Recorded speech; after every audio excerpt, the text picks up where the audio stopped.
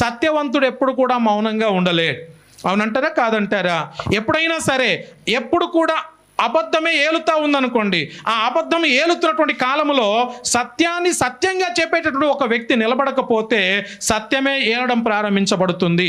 కానీ అసత్యమే లేక అబద్ధమే ఏలుతా ఉంటుంది. అటువంటి కాలములో సత్యము కూడా నిలబడి ధైర్యంగా చెప్పగలిగినటువంటి ఆ శక్తి ఆ మనిషికి రావాలి. అటువంటి వాడే ఈ ఎబెద్మెలెకు అనబడుతున్నటువంటి ఇతను.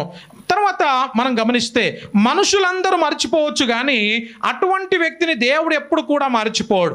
ఒకవేళ సత్యం కోసం నువ్వు నిలబడితే, సత్యం కోసం నువ్వు నిలబడగలిగితే అందరూ మర్చిపోవచ్చు, కానీ దేవుడు మాత్రం నేను మర్చిపోడు, ఎట్టి పరిస్థితుల్లో మర్చిపోడు. తర్వాత విశ్వాసం అనేది ప్రతిసారి క్రియల్లో కనిపించాలి.